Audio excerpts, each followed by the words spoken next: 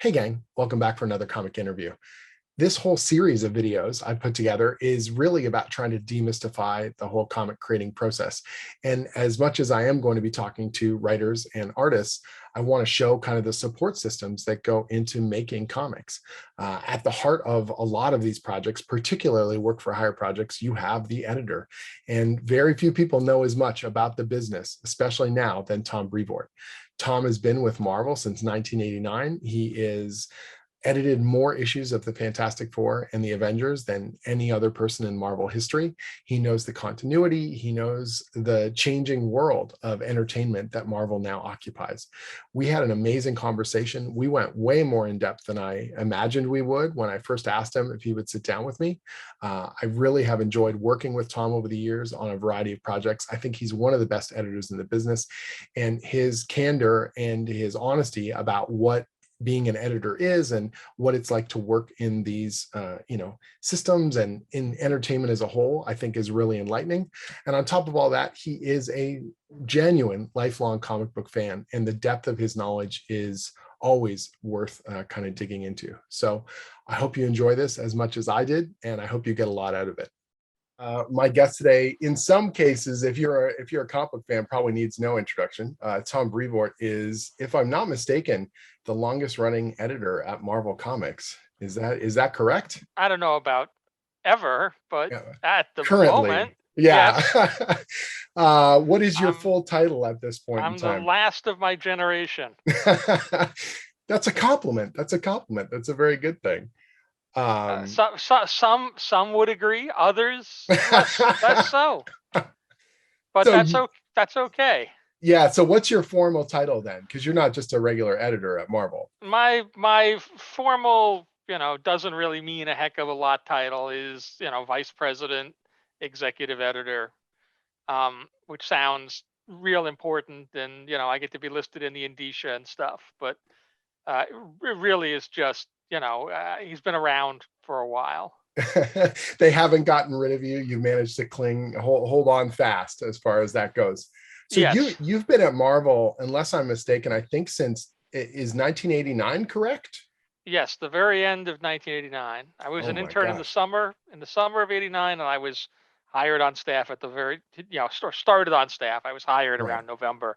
Started, like the last week or so of '89.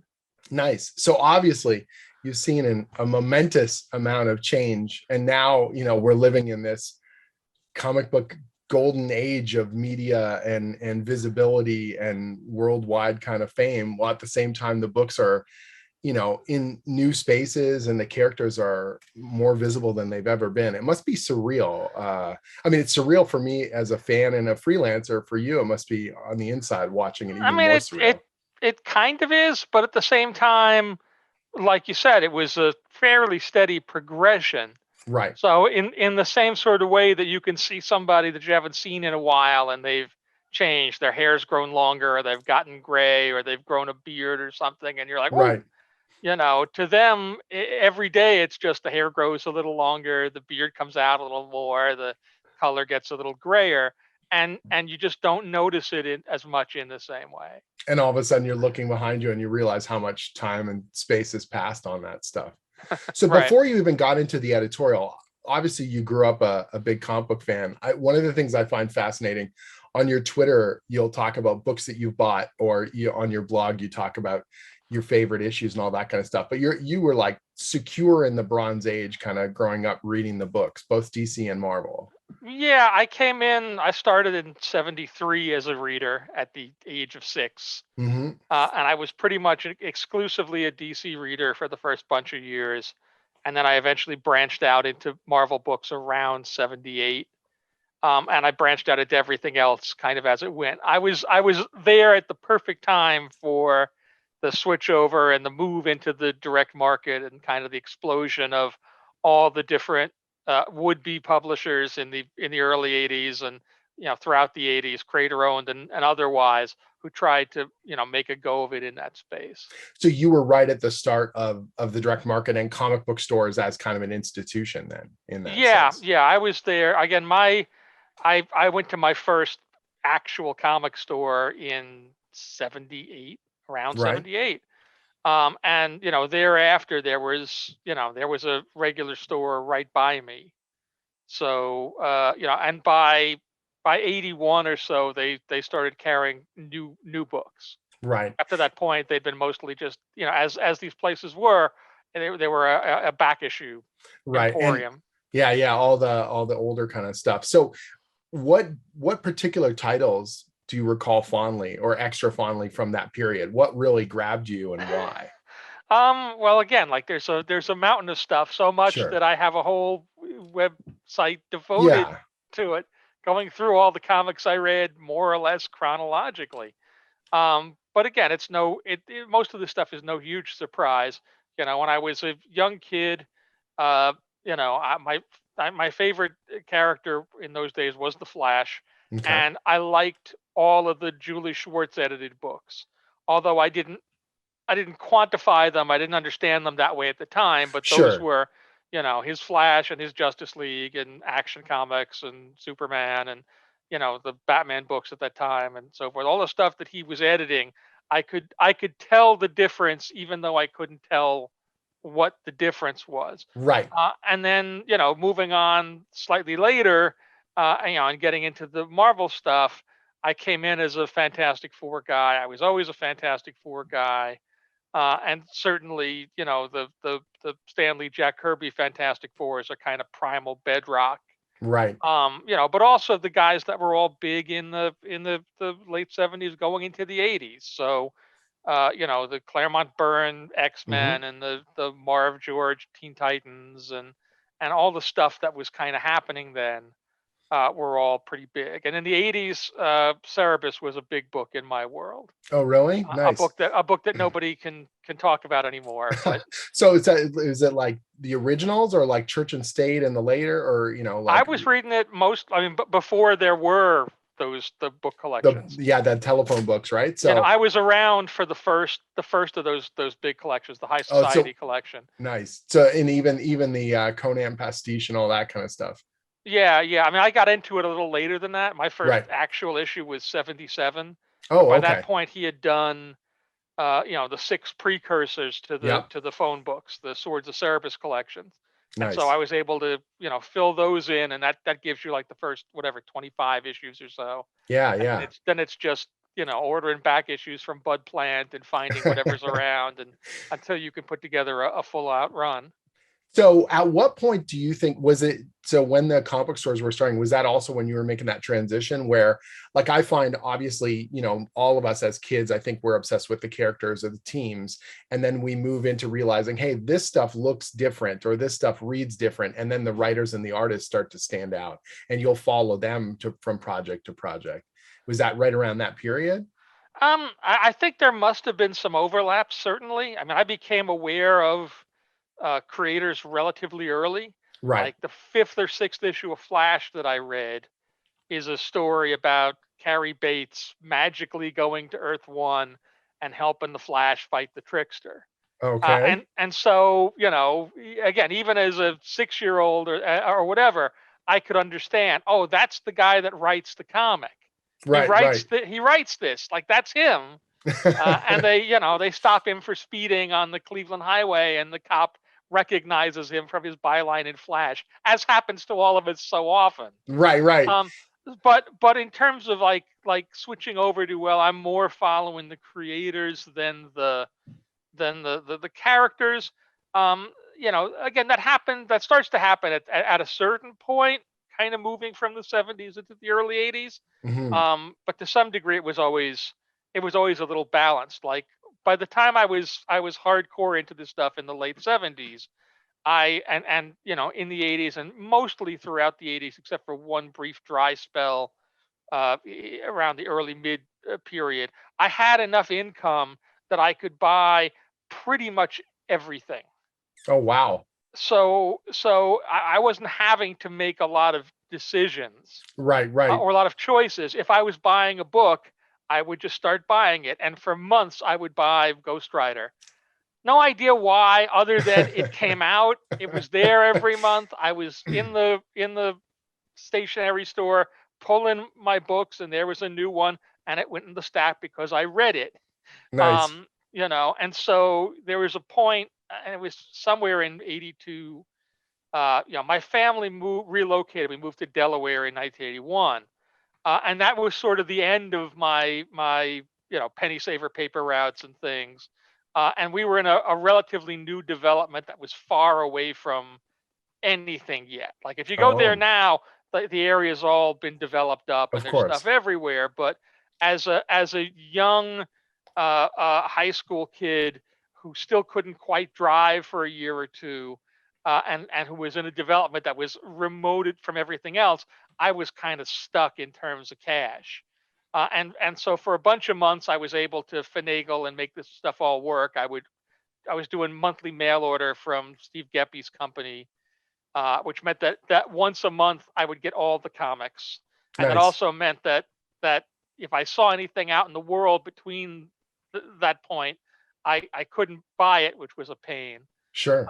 But then it was also all like COD. So the day that the delivery guy showed up with that box, I needed to make sure I had whatever the $30.50 was for everything that month, Sure. and Which is eventually. a lot at that point. Oh, Absolutely. well, again, particularly when you have no steady source of income and no great way of getting it, Right. and so I hit a point where I just couldn't do it anymore, and I Hmm. sat down at one point and went, I got to slash this buy list because I just can't keep up with everything, and I slashed like 80% of the stuff I was buying. Whoa. Like I realized there's a lot of stuff that I'm buying, and I'm doing it kind of by rote. Like Just momentum.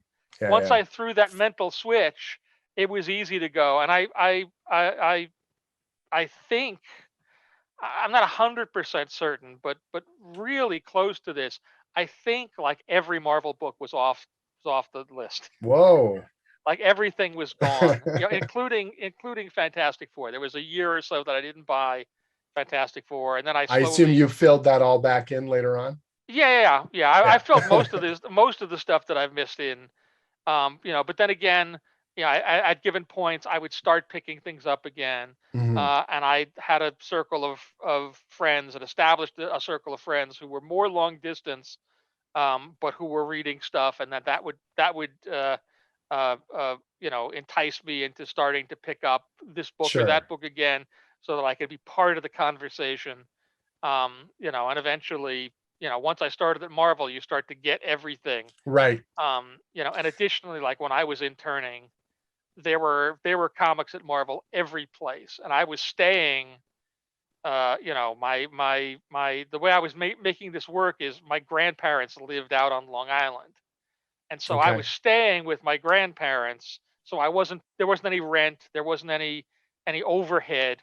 I just Great. had to be able to get the train ticket three times for Sure. those 3 months, and I was working like a fast food job on the Saturday and Sunday just to have enough money to make ends meet. But that basically, my grandparents still had a house that was like it was out of the 50s. Nice. So, an old school antenna run, television set, Yeah. and so forth. And so there was like nothing going on there. So literally every day I was interning at Marvel, I would take home a stack of whatever the heck was around, Right. and to have something to read to entertain myself. And so I read a lot of New Universe comics, and a lot of just like literally everything that Marvel had that people had discarded in a pile somewhere between 1982 and 1989. I took home and read, and filled in a lot of that stuff. And so this is also where between your deep collecting and then you're working at Marvel, you build up the knowledge base. Like everyone sort of jokes that you're the encyclopedia of Marvel now, like you're the king of continuity and remembering all these obscure little Yeah, factoids. although I was better at it years ago, honestly, and that didn't come from that stuff. That came Hmm. from like when I would get into something, I would go kind of all in. Sure. And one of the things that I found, the first comic store I ever went to, which was a Heroes World in Levittown, New York.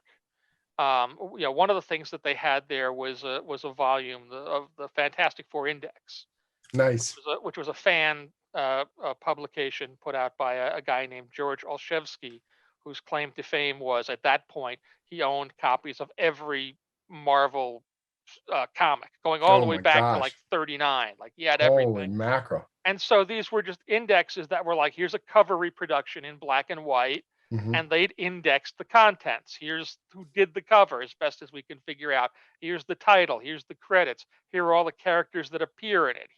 So it's a little synopsis, and it's half like a TV guide blurb, and half like a collecting catalog. And so I Right. bought this index and I poured over it enough, that the 180 issues of Fantastic Four that are in that, I would earmark, like, I want to read this one, I want to read this one. And those would be things I would look for as back issues and such. And he had done and continued to do through the late 70s and early 80s volumes on like all the other Marvel titles of that era. Wow. And so, Yeah, I remember the X-Men one. Like my yeah, brother was really big into the X-Men. See, that thing that you're describing with the index is similar to what the official handbook of the Marvel Universe became for my brother and I, of where course. the deluxe edition, that one was just like blew our minds because it codified so much of the disparate things that we knew about the Marvel Universe. And it said, no, it's all makes sense as much as any of that could make sense. And it Right. was all in alphabetical order. And here's the first appearance. And here's what you need to know to fill in the gaps. And all those back issues we couldn't afford. And all the little asterisks that said C issue, whatever, that we'd never be Right. able to afford. Now we understood what it meant and how it all Yeah. fit. And we couldn't get enough of it. And we would literally quiz each other on stuff in there and get the most joy out of like trying to stump each other on the names of characters and obscure stuff. So I totally understand that impetus and the kind of excitement that it creates, that shared universe feeling that everything is moving forward and interconnected. And because one thing, like the butterfly effect, because this character does a thing over there, this other amazing thing is happening, or this other genesis of this character, took place. And it was just the most exciting stuff for us. Yeah. But I absorbed the information in all those indexes like practically through my pores, to the to the point where right now I can tell you that behind your head, Jim, on that shelf, there's a copy of X-Men 4, Yep. which is the first appearance of the Of Brotherhood Scarlet of Evil Witch. Mutants, the Scarlet Yep. Witch and Quicksilver, also Mastermind and the Toad. It was drawn by Jack Kirby and probably plotted too. It was inked by Paul Reinman. There's no colorist credit, but in those days, Stan Goldberg was coloring virtually everything. I don't know who lettered it. It was only one of two. There were only really two letterers working at the time for Marvel, Artie Simek and Sam Rosen. So it's one of the two of them. The Beast is drawn accidentally with gloves on the splash page. Um, and I just have like just a mountain of information in It's my amazing. head. They operate out of Asteroid M, and they take over the small country of Santo Marco by having Mastermind create illusions of troops that are all swarming in. So by the time anybody figures out that there aren't any troops, they've already taken over, and by that point they've recruited all the natives into their army, and the X-Men have to go in, and it ends with Professor X throwing himself onto a bomb, like a booby trap that the Brotherhood has left for the X-Men, and being exploded. Except that rather than being killed or anything by this, it seems like he's lost his mutant telepathic powers, and now the X-Men are going to have to operate on their own without a schoolmaster or a father figure, and that's your hook going into the next issue. Incredible. So my friend Darren, he sent me that issue because he found it when he was going through his collection of stuff he's trying to winnow down, and he's like, oh, I know you love Scarlet Witch, she's like your favorite character, here's the first appearance. I was like, you sure? And he was just like, yeah, it'd be nice to have. So I put it up there for him just to let him know that I really Yeah, appreciate it. And and she's colored he's colored green green on the cover, I don't know on why. the The first two Scarlet covers. Witch, yeah. Well, she hadn't been named yet. Oh really? There's a page of X-Men 4 that was at Heritage Auction House at some point. And on the back of the page, you can see Stan has scribbled like 20 different possible names for this character. The one that I remember is Evil Eye. She could have been Nice. called Evil Eye. Um, but he ended up going, well, okay, Scarlet Witch, and it's circled on the back of this page. But That's awesome. There's a couple of places like that where you can see them work this stuff out if you look around enough.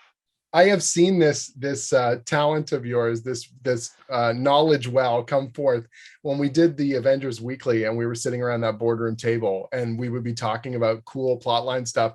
You would simultaneously be able to go, "Oh, that parallels this crazy, amazing deep cut," or "This is a really great factoid we could pull out of nowhere." My favorite one of those was the auxiliary Avengers headquarters that we Yep. used, that I Yep. just could not believe you pulled out of nowhere. Every true believer in 1964, Jim, they knew that Avengers 13 was going to be a critical story in the Whew, development, and so they knew about the Avengers auxiliary headquarters secreted man, out there in New Jersey for when the Avengers might be on the run from Count Nefaria and branded as traitors and have to hide out and bunker down.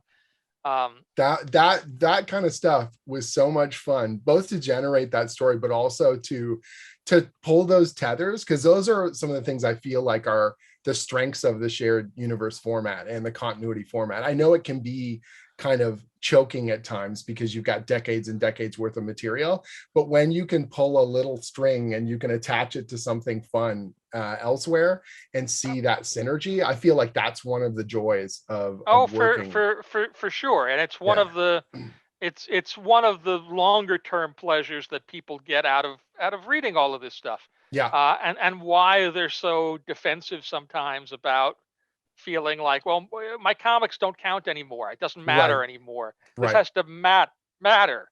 yep, That it's not just I'm reading this comic in the same way that I'm watching or binging whatever show I might happen to be watching this week, or seeing whatever movie happens to be out. It's got to be more than that. The investment of time and energy I'm putting into it, I'm owed a return on that in the form of connectivity to future and storylines. legacy, yeah, absolutely. And But it's all, that's yeah, all a byproduct of those handbook years and of absolutely.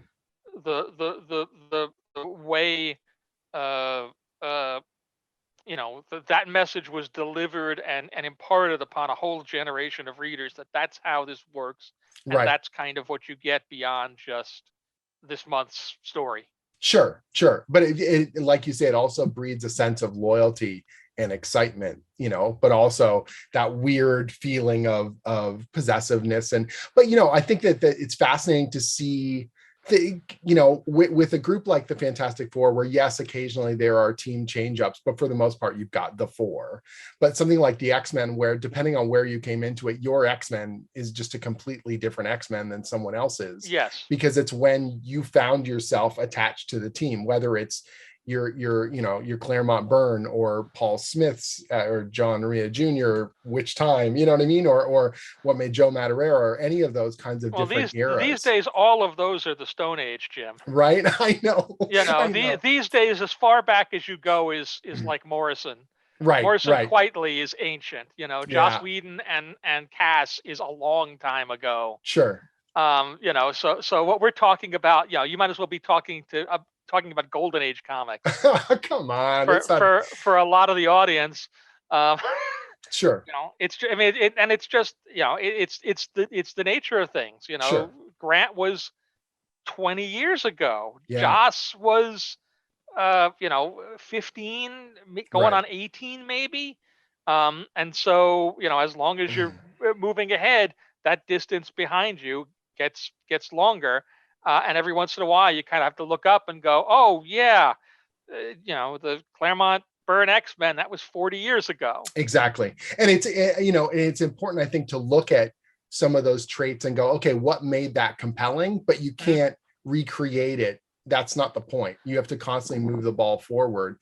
And that's something that I feel is so difficult, because some of the biggest storylines, some of the best storylines are the ones where they're obviously shaking the tree and they're doing really tumultuous, amazing things. But how do you do that without losing the core of the heart of these characters and the teams and the stories? Well, That's the I mean, constant.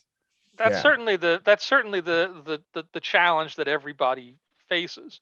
sure. On the one hand, you really can't be too precious with this stuff. You have to be Hmm. willing to bang it around a little bit and let it get bust it up a little in order to push it forward. But on the other hand, it's very easy to do long-term damage in trying to get short-term gain. Sure. So it's a, there is a constant push and pull, and it's a constant push and pull that the longer time readers sometimes get a little frustrated with. that Of that course. that feeling of, no matter what you do, oh, the Hulk is blue now, he'll be green again eventually. Right. This Right. is a nonsense story. Why are they bothering with this? He's going to be green again.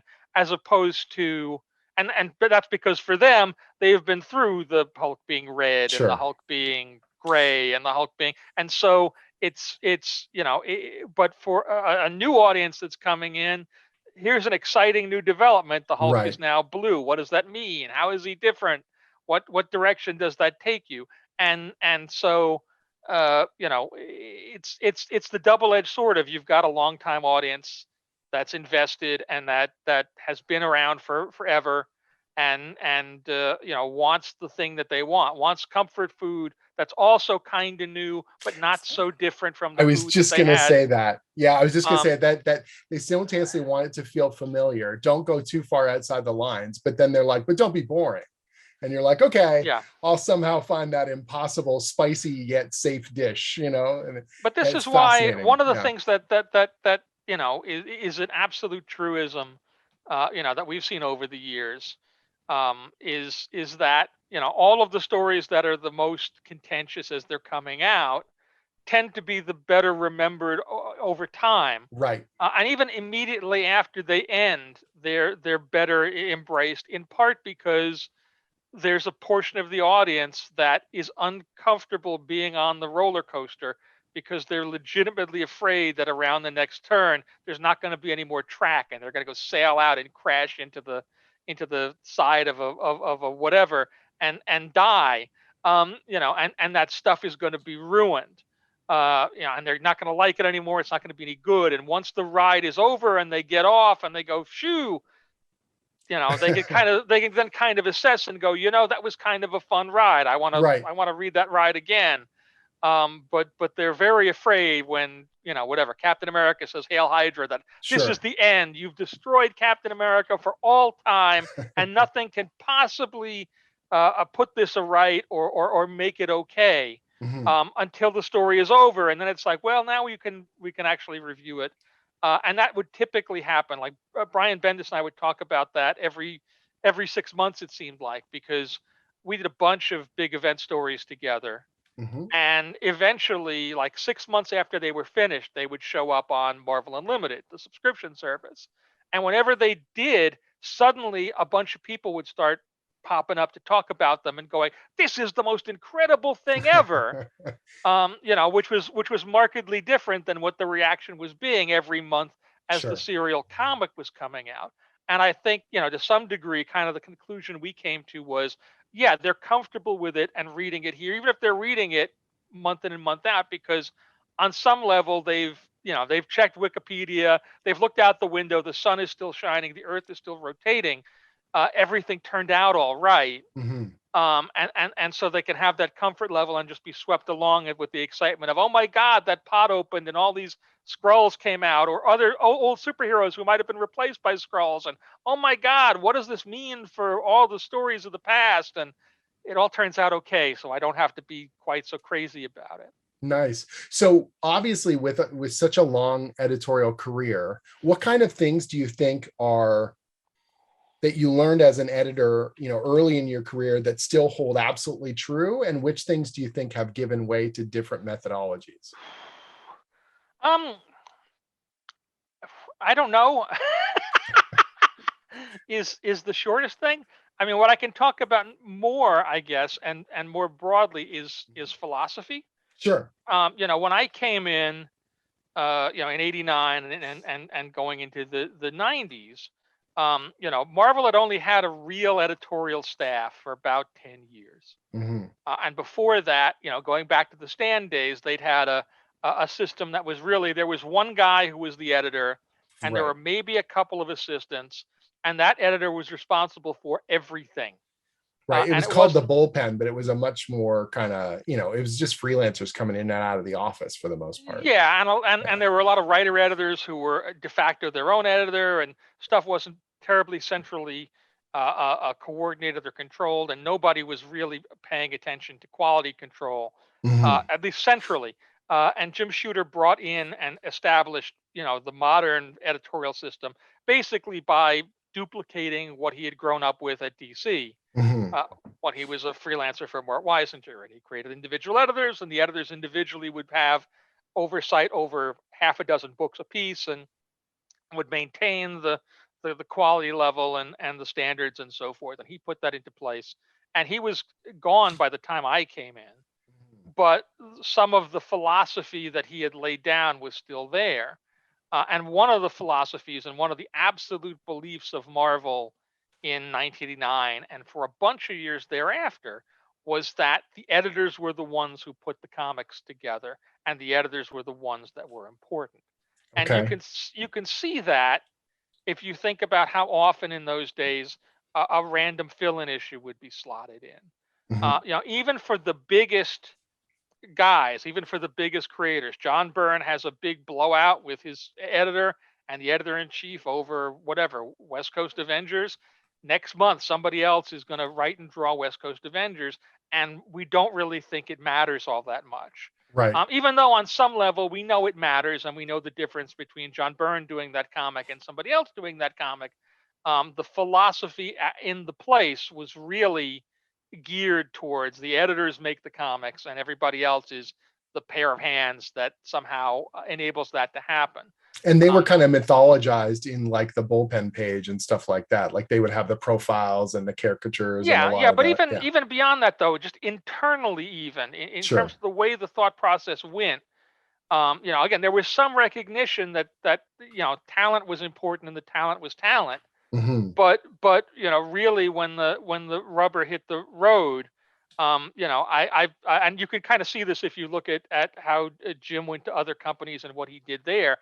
Jim most often, largely because he didn't have a huge wellspring of finance, would often be putting together, his new publishing ventures using a lot of talented amateurs and older professionals who either were out of favor because their style was seen as more old fashioned or whatever, or Hmm. people that he was tight with. Sure. And to a certain degree, I don't think he really felt like it mattered. That, like, the thing that would make the comic good was him putting it together, Right.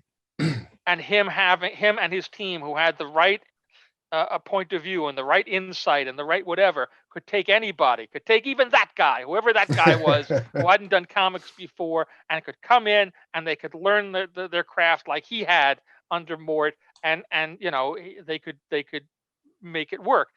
And that institutionally was a thing. And I came in, again, I came in a kid of the 80s, Hmm. when the direct market had opened up, and when there was a lot of chatter about, creators' rights and Hmm. so forth. And so I never really bought into that line. Sure. And really, that ethos didn't change materially until Joe Quesada came in as editor in chief. And in part, it changed because Joe, for all that he had an editor's job, Sure. saw himself as a As a creator, creator, right. and therefore, like, the skew was different. But even when the Image founders left to found Image, Hmm. that wasn't an insignificant thing that happened. Sure. But in general, whether it was bravado or foolhardiness, or just a belief in a belief system, the prevailing temperature up at Marvel was, doesn't matter, we'll be The fine. characters are more important than Yeah. the, So yeah, next month, Eric will draw Spider-Man, or next right. month Mark Bagley will draw Spider-Man, and it will be fine. Next month, Adam or Andy Kubert will draw X-Men, and it will be fine. And Hmm. in reality, largely it was. So Right. you can see why people, fell into that rhythm of buying into that. Hmm. So I don't think that the editor is not an essential part of the machine, but I don't think it's the editor that makes the comic good. But now I mean, they are in the sense that you're assembling the team, like you're casting for these titles now. Yes, yes, but I tell people, I tell the editorial staff in my lengthy ad infinitum talks that the editor can't make a comic or a story good. The editor can only make it better, and Right. that's your goal, and that's the metric that we measure. Can have you made it better? And the editor can certainly make it worse. And there are plenty of stories about that happening. Sure. But again, I have some control in that if I'm putting a title together for I don't know, Machine Man, I can decide what I think a Machine Man book might need creatively, and I can Hmm. write up a preface that goes Machine Man, and we should think about this and this, and let's avoid that and that or whatever. And I can go out and I can look at the Rolodex of who are all the writers that I'm aware of or that I know about or that somebody can bring to my attention. Who do I think might have the right kind of point of view or take or an interesting approach to this kind of Machine Man story? And artistically, who is there that like I can put those pieces together Hmm. and I can say, Jim, write this Machine Man thing for me. Right. But at the end of the day, you're going to come back and go, okay, here's the Machine Man story I've gotten that I want to tell. And it's, I'm going to work to go, okay, how do I make that better? And hopefully not make it worse. Right. And have you, paired up with an appropriate, a right creative partner on the art side and Hmm. on the color and everything. But, if your idea stinks or if it doesn't connect with the audience, right? Right. There's no amount of lifting that I can do that will fix that. Sure. Like it can't be done. Certainly, what you're talking about casting, I see that as like 95% of the gig. Right. Right. And that's not a skill, unfortunately, that I can easily teach people because it has so much to do with instinct and Yep. aesthetics. But it's all the greats of the past would talk about. Archie Goodwin, he would hire the right people and get out of the way, and they would teach you that. And again, that's an easy thing to say, Sure. and it's absolutely true.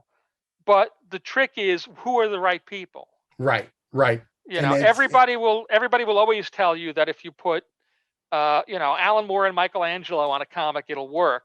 And they're probably right, but yeah. the chances that you're actually going to be able to get Alan Moore and Michelangelo to do your Machine Man project are relatively small. Absolutely. So, in a sense, one of the things you're trying to teach your editors and the assistant editors is this idea of, all the basics in terms of editing, like as a process for copy editing and for continuity and for logic and all that stuff, and then getting it ready for print. But that idea of casting, are you sort of trusting in their instincts, or you are sort of trying to gauge their sensibilities in terms of art and writing, or let them lean into their influences? Well, I I don't can know. only again in that I can talk about like editors that I'm working directly with Right. my underlings, so to speak. The portion of the editorial staff that ultimately, in some way, shape, or form, reports to me. Hmm. And again, depending on how high of a title they have and how much experience they have, they'll have more latitude, at least from me, to do more and to make more decisions. Although Right. usually I'll weigh in on all of them, even if that weigh in is non-committally going, okay, that seems fine. Right. Right. But and that's kind of for the assistant editors who are starting out. That kind of is the yardstick. Like, Hmm. can you put together a team? Can you put together the bones of a project that makes sense? Can you understand the difference between X and Y? And can you come up with something that I couldn't come up with? Right. It doesn't help me to create a whole bunch of people who make the same comics that I make. I need a bunch of people that come up with all sorts of different comics. And so, Lana Smith has been my associate editor, and before that, my assistant editor for like 5 years. But I tend to think a comic that she edits is different than a comic that I edit. She certainly will make different choices than I'll make. Right. in terms of casting and in terms of what stories and things.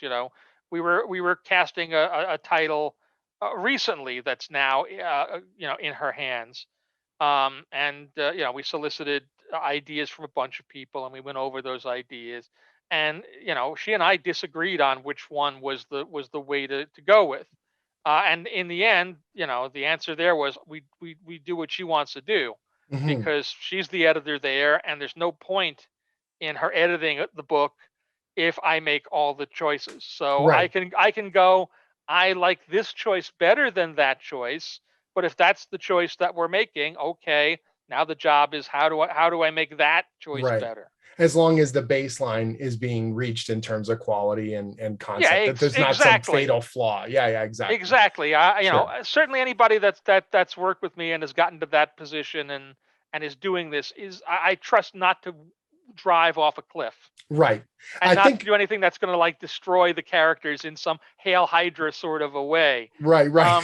They've got a baseline of confidence, but there are certainly times when I'll go, I don't think that's right. I don't think that's Mhm. the way to go, and I like to at least pretend to believe that I can be convinced of things. Like if you can make a cogent enough argument to me why doing this is smarter or better or cleverer or more interesting or more whatever than Mhm. doing that, as often as not, hopefully I can be talked into it. And if I can't be, it's because you failed to Right. convince me. And that's definitely, you and I, like, I think I've done more projects, work for hire projects with you than any other editor. And that's definitely the quality that I felt is the strongest in terms of why I like you as an editor. And I'm not just saying that because we're talking or whatever, but Because the I let fact you is, do what you want to do. well, no, but it's not just let me do what I want to do, but it's also let me explain like why I think this is a good approach rather than just sort of a fiat of yes, no, or whatever. It's sort of a, okay, well, why that? Or how's that going to work? Or why is that the most dramatic, exciting, engaging? Bring the legal case, if you will. And it's like, Right. all right, I'll figure it out. That's something that I think is really, really valuable. I know some editors, they do the bake-offs and they do all kinds of different stuff. And I've never kind of felt that sense of being like a widget. It's more like, okay, cool, let's build something cool together. Let's, Right. engage and make Yeah. stuff, which I think is super valuable. Thank you. I generally don't like the bake-off model for all that I've Yeah. used it or used something like it once or twice recently.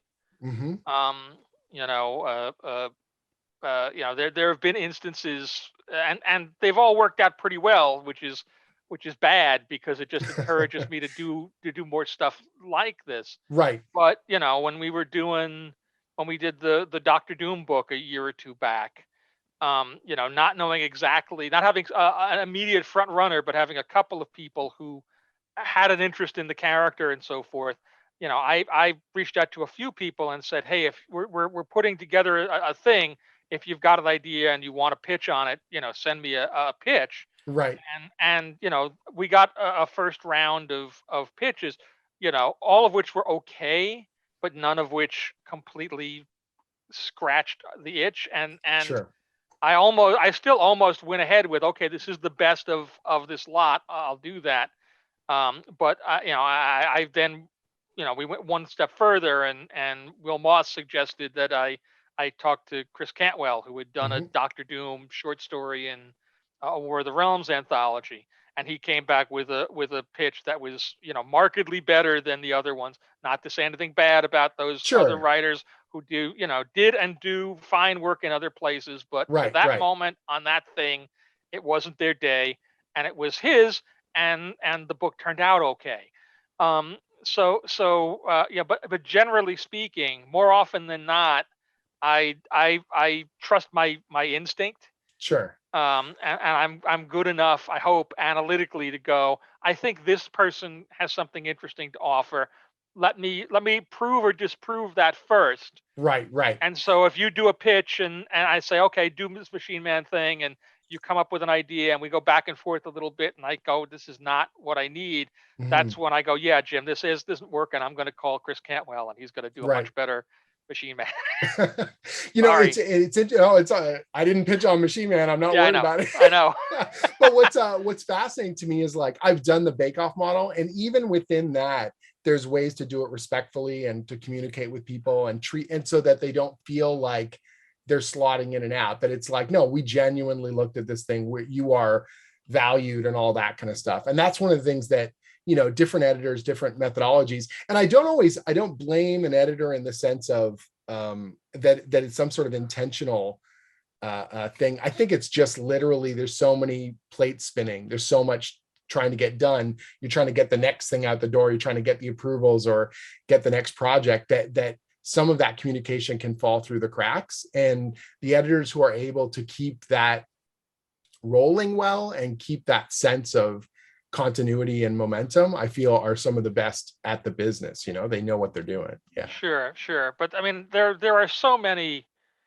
just so many horror stories about bake-offs, and Oh yeah.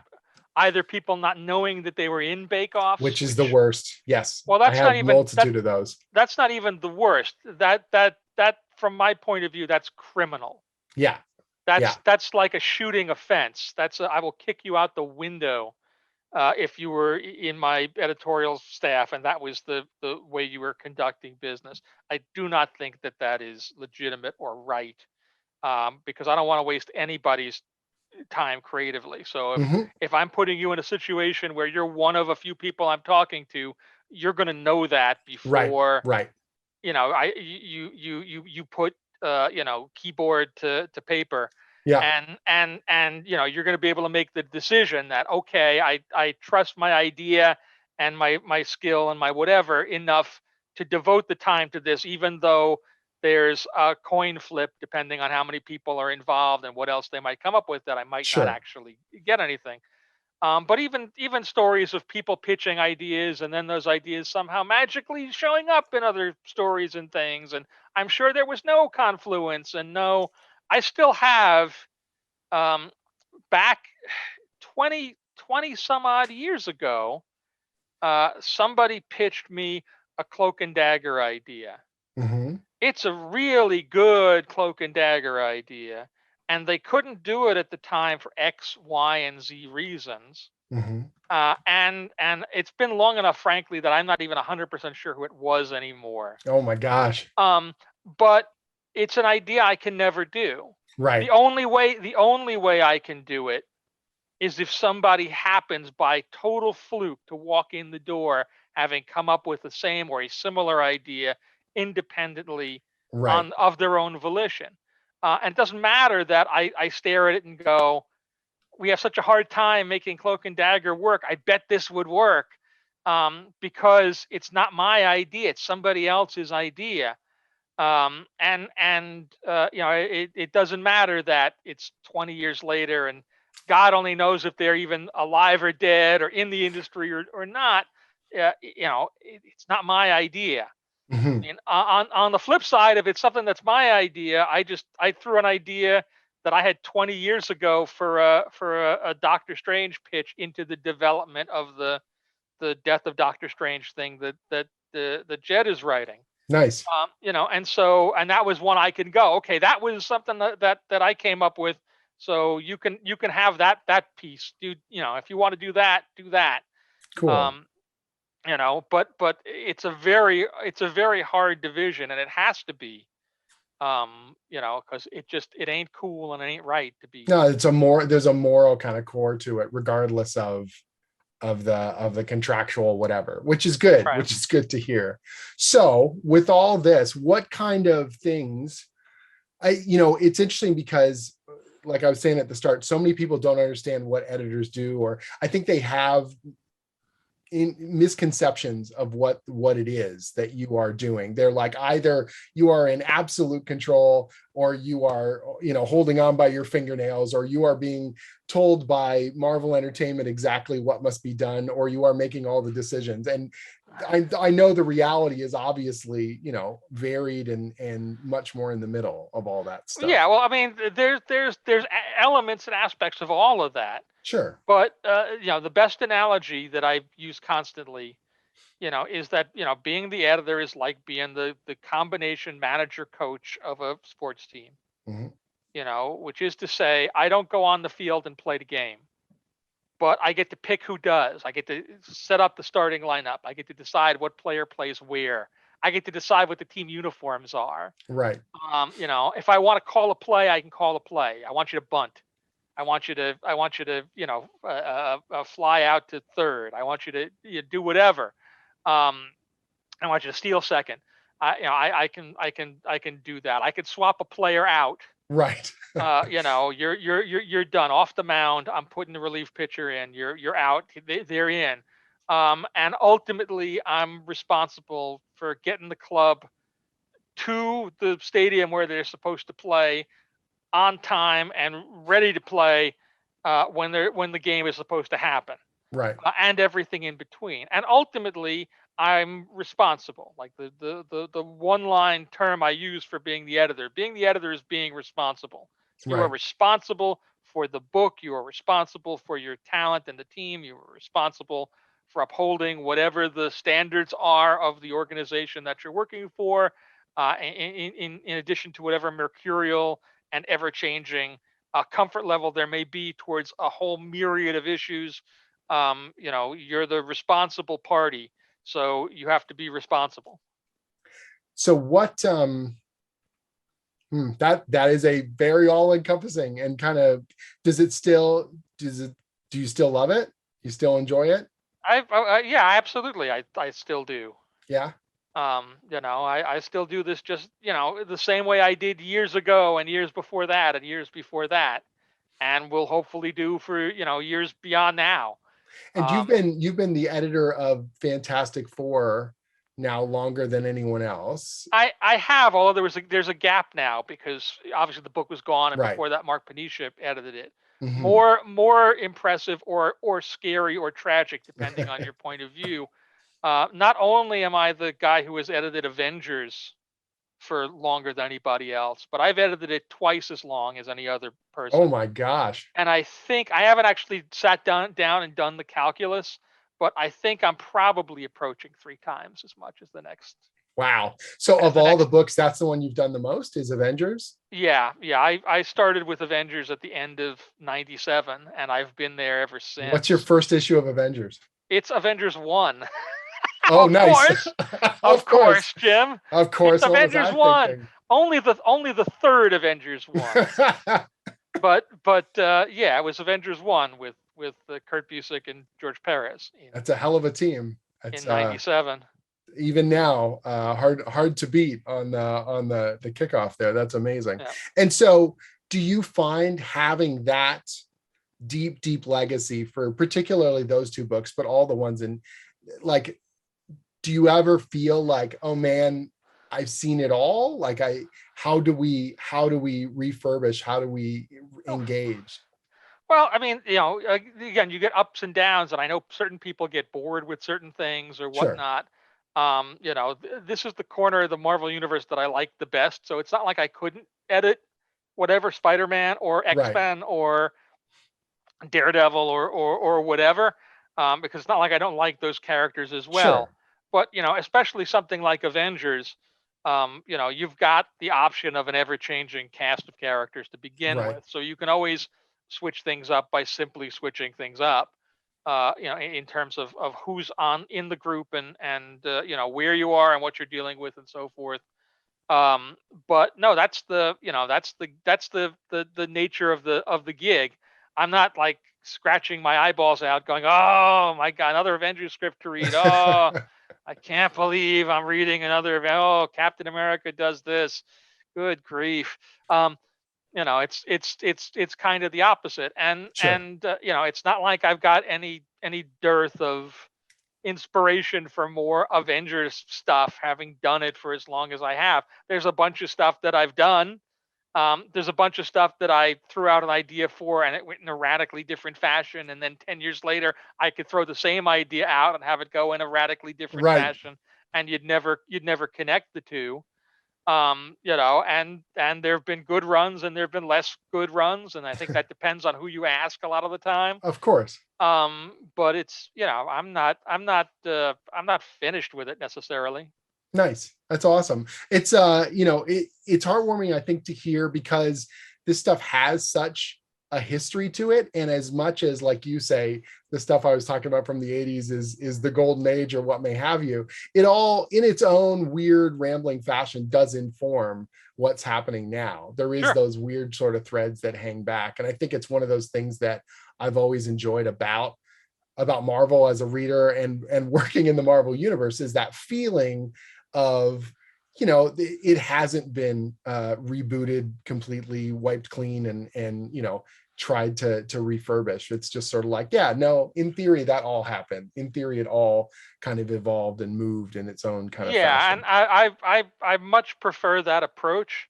Again, not to speak ill of other No. companies, but it seems like right now DC is making a concerted effort to kind of try to get back to that, and Right. to kind of go, yeah, all the tumult of the last 10 or 15 years, put that aside, and we're going to kind of, we're going to, Wally West is the Flash again. Okay. Right. Right.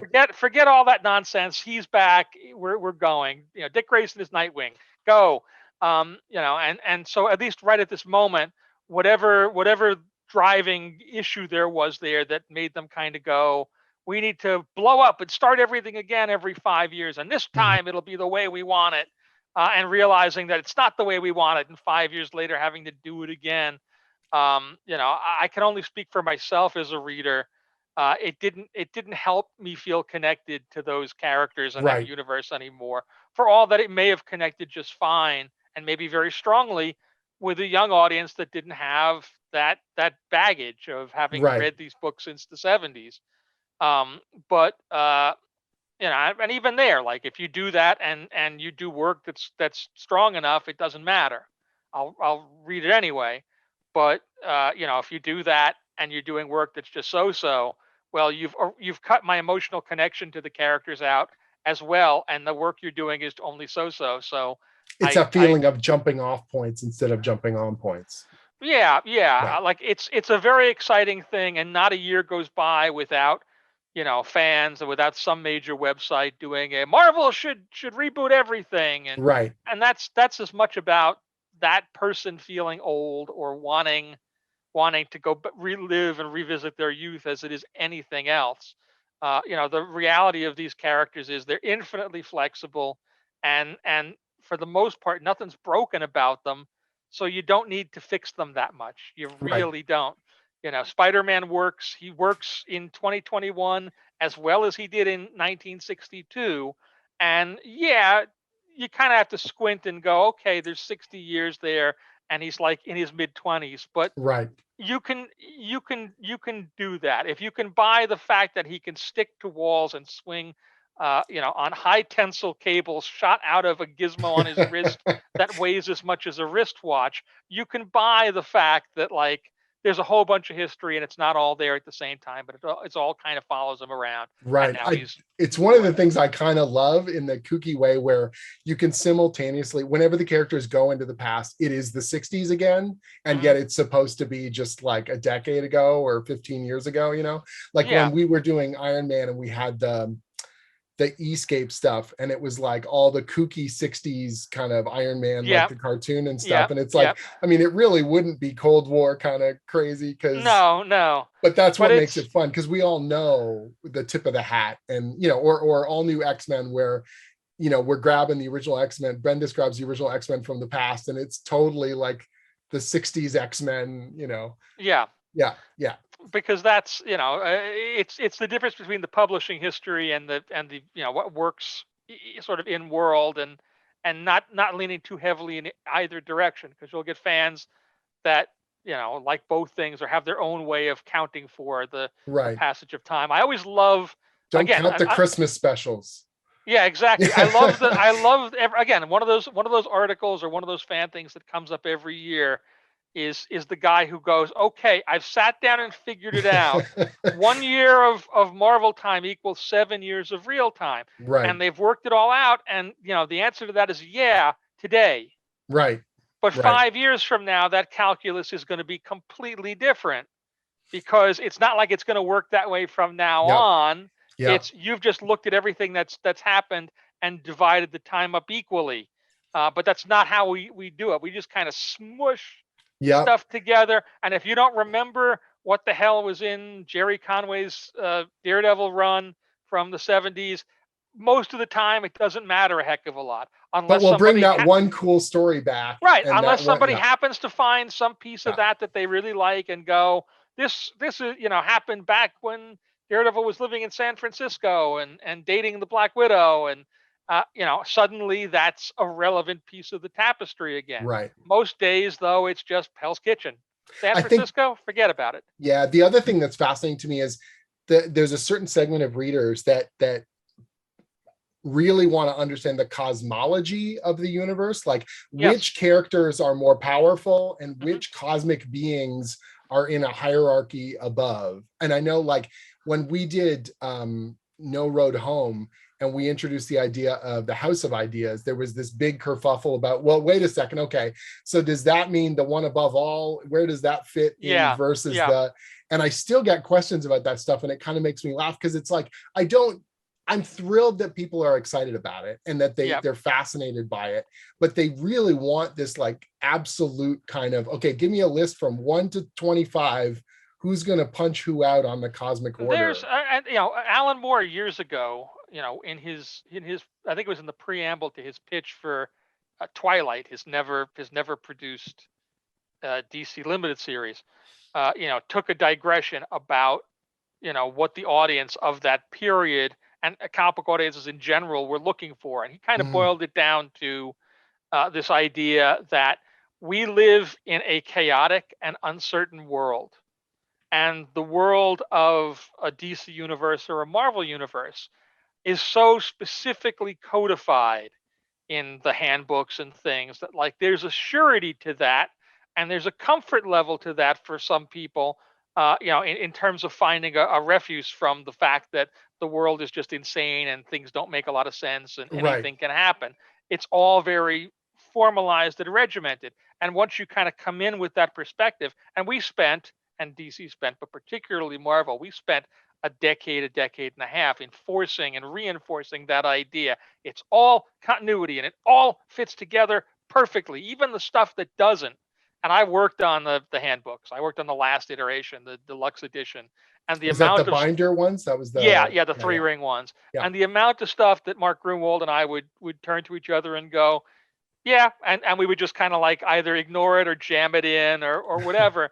Um, you know, it's all kind of better in memory. People remember this stuff being perfectly aligned in a Sure, way. sure. It wasn't really aligned, but they liked that codification. It's the same Absolutely. kind of thing for rules lawyers, to speak your language, rules Oh, in rules Dungeons and lawyers Dragons. in a Yep. in a in a D&D game where it's all very specific and it's this number of dice with this modifier in this condition. Oh, Uh, when you're 8 years old, it becomes a way for you to communicate, right? If I have a piece of knowledge and it's written here in the book and it's correct, there's something very empowering at that age. It's like a kid Sure, knowing every name of every Pokemon or something. Like it's right. all the same kind of stuff. It just Or where all the we issues poured our of attention, Fantastic Four. I right? understand that. I understand that completely. Exactly. Um, There's something very, very satisfying about that block of knowledge. yeah, Absolutely. and or again, wanting to understand that those questions though are always, I find, are always or often motivated by something underneath the engine.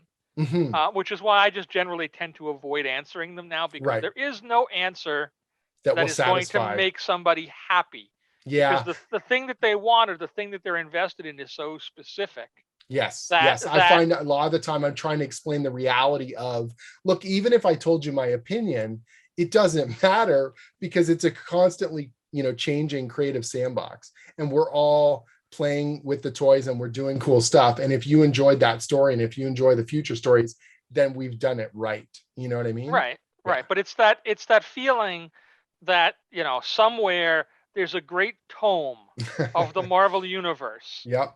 that contains all knowledge and all events, and every month we go to that tome and we open it up and we read what happened next, and then we make those comics. Right, right. And that's that's the fiction of it, but that's almost like the belief system of it, Sure. as opposed to the real way it works, which is a lot sloppier and a lot stupider, which is we just make the stuff up. Right. And We if make it's it up every month. yeah.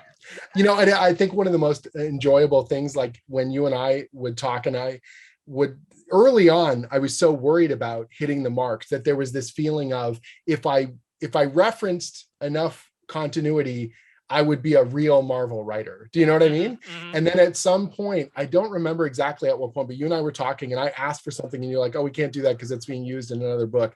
And you said, but you could just make another character that does that same thing.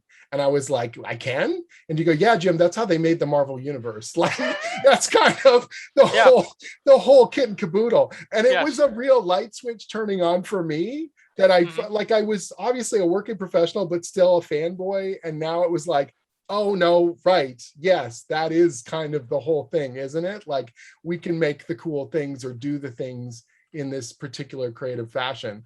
And it was really, it was weirdly important to me in a fascinating way, because I crossed the Rubicon. I was like, oh, right, we make stuff. And the first time I made a thing, and then I think like later that week when I was looking up stuff, it was on the Marvel Wiki where they update it like the week of the release. And I went, oh, we made a thing. That's now a tiny little piece of the Marvel universe. Yep. Well, this is exciting and a little bit addicting. Now I want to make all kinds of cool stuff. Well, that's as it should be. Right, right. But then you also have to be distanced enough to know once you make something, somebody else is going to play with it, and they're going to do something with it, and you're not going to like it probably, or not going to like some aspect of it, or it's not going to line up with what you were doing. Sure. Early on, because I wrote a bunch of things in my early Marvel career back during the days when Marvel editors could also write, which was also a belief in the Jim Shooter era that no longer exists, and rightly so. I inherited a book called Secret Defenders, and I had to bring in characters, and I brought in a character who had appeared like in two issues of Captain America that Mark Grunwald had written, and she was connected to Dr. Druid, who was the character I was required to use in Secret Defenders. So we brought her in and gave her a makeover, and eventually gave her an origin. And I remember that at some point after that issue came out, Mark came up to me in the hall somewhere and said, like, I had an origin for that character. You could have asked me about it. Right. And I was like, that never occurred to me. Like it didn't, because I'm an idiot. Sure. But even more so, like he was in the building. It wasn't even like I had to call him on the phone. And even if I didn't like his origin, I could have done something else. But it just never passed my mind. Like, okay, we're writing this character. It's time to get into who is she, what is she, why is she like this? Come up with the origin. And so the origin of that character is my origin. It's not Mark's, who invented that character. Right. And so if I'm Mark Grunwald, I think I can justifiably feel, man, I had this nice thing, and then Brevoort came along and screwed up my character. Right. But you have to understand, like once you let stuff out into the universe, it's fair game for just about anybody, and it's going to go in directions that you never considered or never thought it would. And some of those will be great, maybe. Certainly, it can be nice. Although it can also be sad and frustrating when people do much better things with the characters and the things that you've come up with than you've done. Right. But also frustrating if they do worse things or things that are not to your taste with them. But that's part of the trade-off. You get to use Spider-Man, right? And all that comes with that. But it also means other people are going to use whatever stuff there is that you add to the growing fabric of the Marvel universe. Yeah, and for me, that's one of the reasons why I love having the balance of doing some creator-owned stuff and then doing the work-for-hire stuff. That you have those outlets where you're like, look, this is all mine, and you can't touch it, and I can do it the way I want. And then this is the spot where it's like flexing different creative muscles. Like you're trying to, okay, I'm trying to to please the broader kind of needs of the Marvel universe, while still telling a story that I feel is important to me and engaging and hits all the marks, and also fits into this event, or all those other pieces that might be flying around at the same time. And I find that stuff, obviously at times it's frustrating, but it's also a really interesting exercise where it's like trying to cook a dish with limited, ingredients, where you're like, well, I've never even thought to make that, but now that it's right in front of me, this seems like a cool approach. Yeah, Yeah. well, I mean, again, there's advantage and disadvantage to all of it, and some people are wired for it, and some people are wired, differently and prefer to do just their own thing. Hmm. But for some people, they kind of go, I'm never going to come up with something that's as good or that I have as much an emotional attachment to as Spider-Man, Right. and so I want to write Spider-Man Yeah. stories. And there is Um, something unbelievably satisfying about the 20th time, the 100th time you write that line of dialogue for a character. I yeah, remember writing Captain America in an issue of Thunderbolts, when I came on, or again in Uncanny Avengers, and you're like, yeah, I'm getting into character. I know what it is to be Captain America in this moment, and to think the best of people, and to want more out of them and myself, and the mhm. higher aspirations and ideals of the American dream and all this stuff. And you're like, wow, this is potent stuff. Like, this is exciting to be able to tap into that for a little while. Yeah, yeah, but you can see why, creators like John Byrne, while they occasionally would try to dabble in creator own stuff, would always kind of just come back to, a Marvel or a DC or an established character from elsewhere, because they have a love there that just isn't Right. there. When John talks about creating Alpha Flight and doing Alpha Flight for whatever the 2 years he did it, he talks about how, like, it wasn't really his happiest experience. These were all characters he made up, but they Right. didn't feel real to him in the same way that the The X-Men or the Kirby. Fantastic Yeah. Four or whoever, did. And every no matter what he did, as much as he tried, he couldn't quite make them come to life for himself, even though plenty of readers read those 28 issues. And, they're in an omnibus now, and Right. our people are still referring to them 40 years later, and love those comics dearly. And so, like I say, some people are just wired for it. Others are Mike Mignola, and they play a little bit, but then they go, nope, I'd rather just do Hellboy. A Sure. lot of Sure. Hellboy, because it's mine and I like it, and I can do all the stuff I want to do, and nobody can tell me different or no, and I'm just going to go and do that. Awesome. Yeah, it's and people, like you say, evolving over their careers as well, and trying different stuff out. It's fascinating, to be in the midst of it in such a crazy period of time, not just, like the convention growth and, the media growth and all this kind of stuff. Do you find, obviously the visibility of what you're doing is kind of on a higher level than before in terms of the movies and that kind of stuff. Does it bother you that there's that extra spotlight on it, or does it feel empowering? Like, what?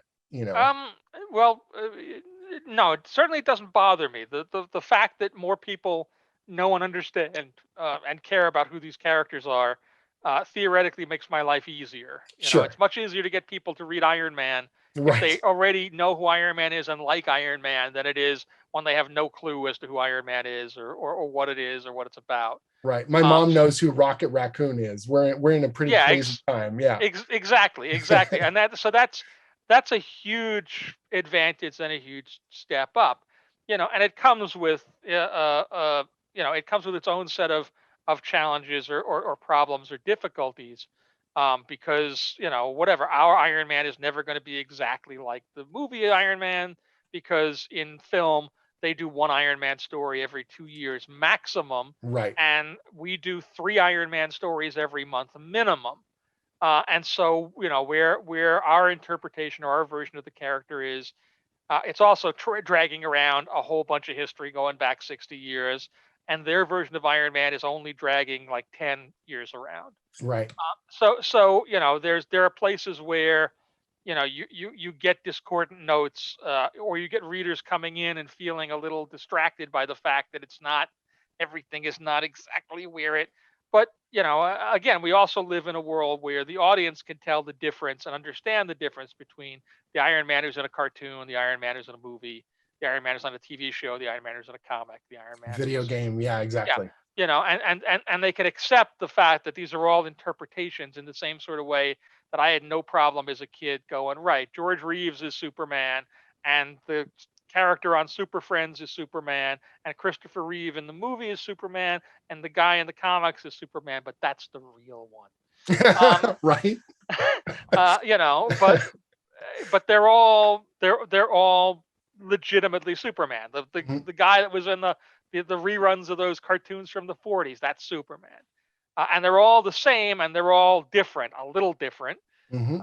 in different ways, but they're all essentially that thing, and I can relate to them all on their own terms, depending on what they are. And it never confused me. Right. And so I tend to think most readers, they can be confused by a lot of the minutia. Mhm. If you grew up watching the X-Men cartoon of the 90s and you try to read X-Men today, everybody's in a very different place, Sure. but hopefully there's enough connectivity there that you can kind of connect the dots and figure out and still recognize, oh, okay, that's Wolverine. I know Wolverine, and I know Cyclops, and Right. I know Jean Grey. And while their costumes might be slightly different, and now they're living on an island rather than in a mansion, I can understand it still, Do and I you can. feel a need to want to progress stories past or push out into areas that the movies haven't gone or may not even go? Well, I don't think that's even just a need. That's a desire. Right. We have meetings and conversations with the Marvel Studios team and with Kevin, a couple of times a year, and he's pretty upfront about this stuff. It doesn't help him at all if what we're doing is just riffs on the stuff that they've already done Sure. in movies. What helps him a lot is if we're road testing a whole bunch of stuff and a whole bunch of ideas and characters and storylines and things that could become the next bunch of things that they're doing. Of course. It's much better for us to be doing Civil War while he's doing Captain America, the first Avenger, than it is for us to suddenly go, we got to get Cap back into World War II. Right. Um, Right. because what we are is, beyond just being a publishing entity unto ourselves, we're also sort of the R&D farm team for everything that they do. They can cherry pick all the best bits of what we have and what we've done and remix them and reinvent them and work them into what works in their world, both physically on film with real live actors and within the cosmology that they're constructing in the same sort of way that we've built this 60-year monstrosity. Um, and so there's a constant push to go beyond and do the next thing, so that if we're launching an Eternals book, which we just did, Hmm. our conversations about that were not how can we make this like the movie so much as it Hmm. was how can what stories can we do that could turn out to be Eternals 2 or Eternals Right. 3, Right. in someday. And that's the best case scenario. Like, that's not really the end goal. The end No, goal no, is, it's still going to be a let's good story on its yeah, own let's do an merits. excellent story and an excellent Eternals launch and make people Sure. really love this. And that, more than anything, is what will make you turn around and go, oh, they're making a Civil War movie. Right. Like, is being successful at that.